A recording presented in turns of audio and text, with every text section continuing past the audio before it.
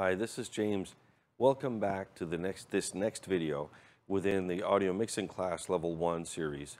And so we spoke about in the previous ones how we were going to go through this class. We went through the hardware, we went through audio theory, microphone techniques. We spoke even about some parts of the mixer and started talking about mixing and even setting up a basic mix to be able to adjust channels with certain amounts of gain settings and so on and so forth.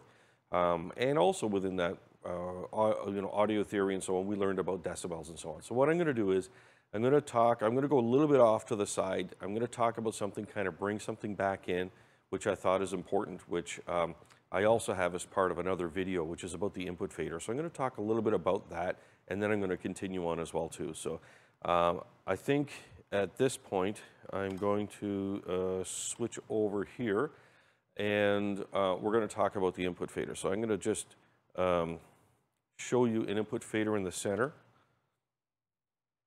And it's important to note that the input fader actually goes from an infinity symbol here at the bottom all the way to a 10 at the top. And so there's also a 0 position on the fader. And so anything below 0 would be a negative number. Anything above 0 would be a positive number.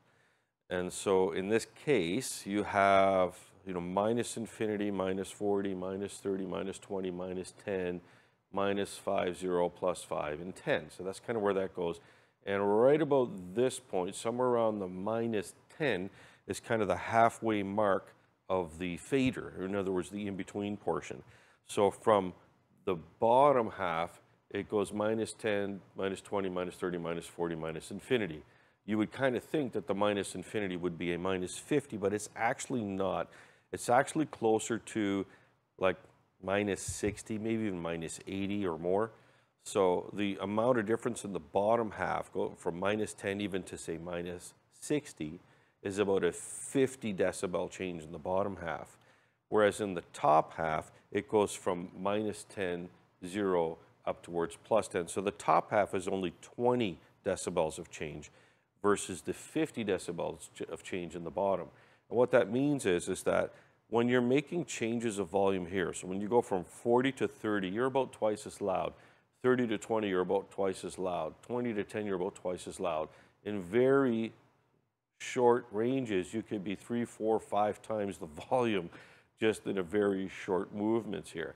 Whereas in the upper half, if you're changing, let's say from 0 to here, this is only a 5 decibel change, and this is a 10. So this is, let's say, twice as loud or half as loud in this area.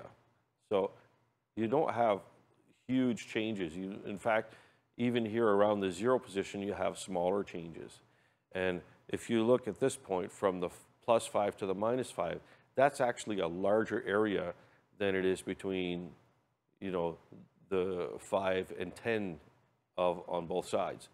And so what that means is that you have a very, very minute change that you can make here. So you can make a change of 1 decibel, plus or minus, or 2 decibels. It's easy to make that change. Whereas if you were trying to make that change, in the bottom portion of the mixer where the fader is here, a 1 decibel change would be maybe difficult to do, or 2 decibel change with accuracy, because you wouldn't really know if you're making that change or not. So what you want to do is you want to set up that basic mix like what we were saying, because that will allow you to get your gain for that input set properly, and then afterwards you can use the fader accordingly so that your fader is near that 0 position, which is what you want to do, is to keep that fader near the 0 position. So anyways, that was my rabbit trail. I'm done on that. And we can continue now on equalization, which is this portion of the continuation of mixing. And so when we use the mixer's equalizer section, we're able to adjust that for each input as needed to enhance clarity, maybe richness, maybe we want to reduce feedback or some muddy sound. So we have the ability to make changes. This is a little chart which I found, which seems to be useful to show you, based on the human hearing, what kind of instruments might fit into that as well too. So it was kind of cool. I thought it was nice. So in any case, when we look at the low frequency section of the mixer, and so I'm going to go back to the mixer and show you the low frequency section, which is here, LF. So we have LF for low frequency, LM for low mid, HM for high mid, HF for high frequency, and we have 3 controls for each. One is a width control, how wide that is. One is a frequency control, the frequency that we want to use. And one is a gain control, how much of a change we want to make. And that gain could be a positive change or a negative change on that. And so we'll also end up looking at the frequencies on the little screen. And so I'm going to bring that in as well, just so that you have an idea of what that looks like. So if I were to turn any of the knobs here, like as an example, if I were to turn the width, you would see that the width would change here on the screen. If I were to change the frequency, you would notice that the frequency would change as well. If I were to change the gain, you would notice that the gain changes as well too. So that's just sort of an idea to show you how that is. Now, if we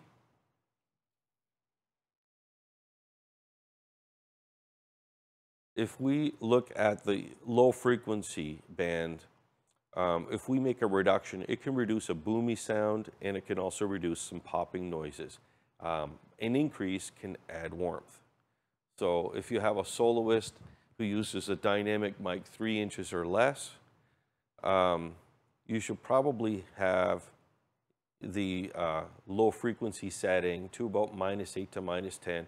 Or if you have a high pass filter, you might set that to 120 or higher. And so I'm just going to demonstrate that because that has to do with the proximity effect.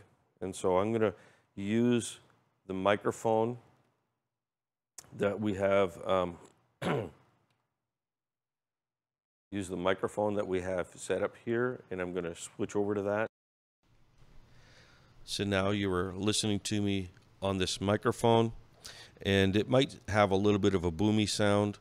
And so I can do one of 2 things. I can either turn on the high pass filter and set it to above 120, or I can use the bass control.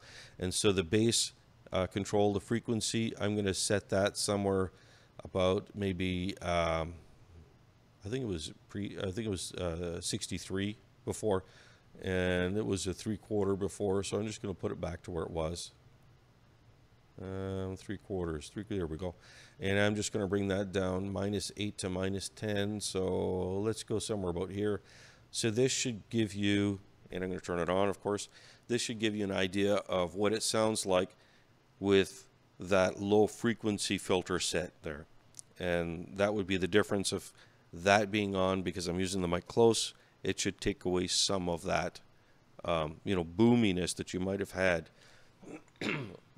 due to proximity effect. I'm going to turn that off, and now I'm going to set the high pass filter, and I'm going to turn its frequency to just around 120 or just above, and I'm going to turn that on, and so now you hear it with a high pass filter on, and so you should again have that boominess which would be gone, and now it would sound more natural in that sense. Okay, so we've made that change. I'm going to remove that out of there, and I'm back on my lavalier mic. So if we have a bass guitar, or like most instruments and maybe choir mics, we probably want to leave the low frequency setting at 0. CD players and other sources, oftentimes we need to make an adjustment on low frequency or high frequency for basic tone controls. If you did have feedback in this range, it would be a very low pitched sound, much like that felt from a subwoofer. So we did listen to that. So middle frequencies, in this particular case, the middle frequencies were both LM and they were HM, sorry, not that, yeah, LM and HM, which were the two frequencies here. So if we have a HM in the upper half, we could make a reduction in order to reduce some kind of a honky sound if it sounds just a little too much like it's nasally. If we increase it, it can add some clarity. If we had a reduction in the lower half, in other words, in the LM, if we had a reduction, we could probably reduce a muddy or muffled sound. An increase could add warmth. And so I'm going to turn on this, and I'm now back to my microphone. And so I'm going to make a reduction on the low mids, just to sort of give you an idea, so that if it sounded boomy, it would be less boomy at this point. You would have that reduction. If I wanted to add warmth, what I'll do is turn that up, and you should be able to hear. Oh, sorry, you know what? I need to turn that on. I need to turn that on. I will do this again.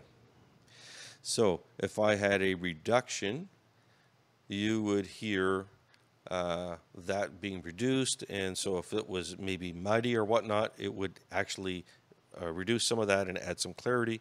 If I increased it, it might add some warmth, so if it wasn't quite thick enough or warm enough, it would be afterwards. In the high mids, if I had a bit of a nasally sort of sound and I needed to cut a little bit of that, I could reduce that frequency. If I wanted to add some clarity, I could increase it and add some clarity. And in a lot of cases with a lot of microphones, not necessarily with this one, but with a lot of them, you might end up having a curve similar to this, where you have a bit of a low mid cut and a little bit of a high mid boost in order to help be able to clean up and clear up the sound of the microphone so that it cuts through the mix. So you may end up having that. So I'm going to bring those back down, and we are going to go back to the lavalier microphone. And so we listen to that high frequency. So a high frequency band reduction can reduce a tinny or bright sound. It can also reduce some hissing that might be present on an open instrument or audio device. An increase can add an area or open sound. If you have a bass guitar, if the bass is, you know, especially if it's a lower cost or an economical one, most commonly you're going to need to set that high frequency down to enhance the overall warmth. If it's a higher quality bass guitar, you probably don't need to do that. If you have a CD player or another audio source, again, more than likely you're going to change both the low and high frequency just for basic tone controls. And if you did have feedback in this range, it would be a very high-pitched sound. And if you remember those old tube television sets, if you ever went to the back and heard that very high-pitched squeal, it would be a lot like that. So we're going to do this again. I'm going to switch over to the microphone. And we're going to demonstrate a high frequency change. So if I did a reduction, this might be to reduce some sort of high-pitched noises or any kind of noise that you might hear, so it might be reduced by doing this. If I wanted an open or airy sound, I could bring this up and it would sound a little more open and airy, and so it kind of gives you that idea of how that works. Okay.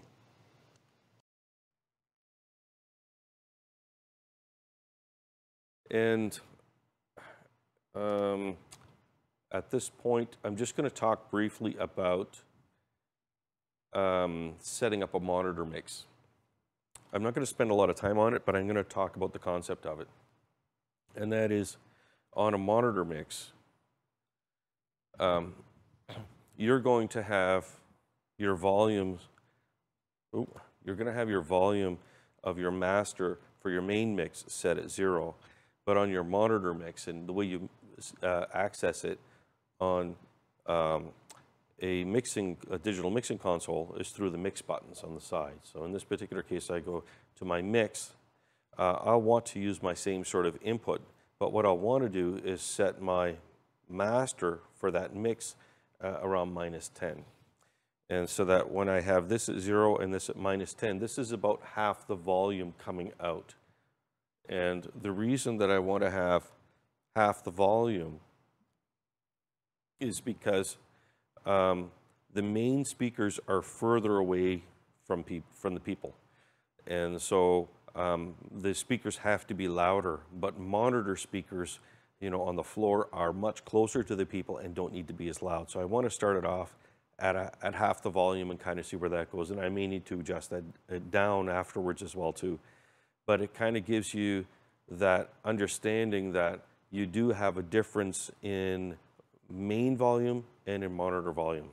And so you can also, you know, create the mix in a similar fashion that you would, you know, with